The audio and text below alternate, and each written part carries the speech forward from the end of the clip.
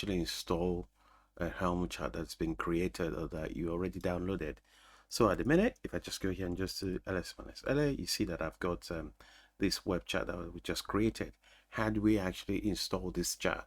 Well, at the minute, we can go through and just go in details about this, the component of this chart, but we can also like just install it with the default packages it has.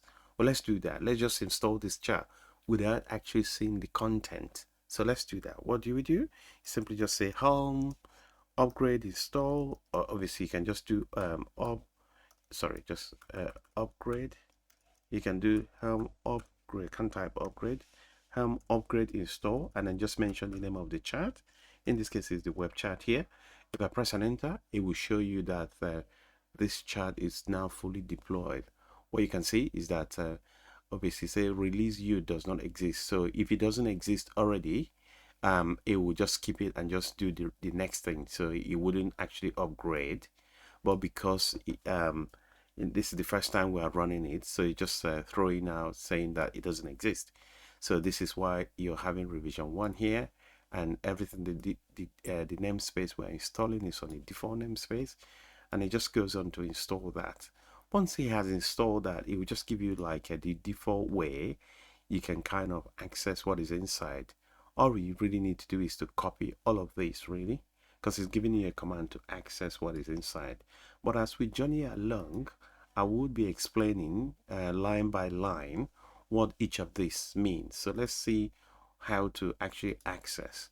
Obviously, I have to say that once you create and install the default chart, it comes with a default Nginx image. We will see that later, but let's just see. So just run this command that it has given you. Now it's just saying, please can you visit this address to use your application. Well, so as we're just hoping the application would be an Nginx application, the browser open up here, and if I just paste this command that we copied, here you go. So this basic Nginx container is now running and is now accessible.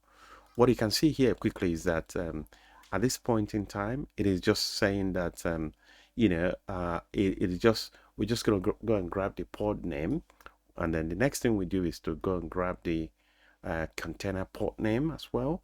And once we've done that, then what we need to do is now to say kubectl and then do default port forwarding and port forward the container name with this container port, and then map it to the machine port, which is on port 8080, and that's why we are able to access the application as we have done.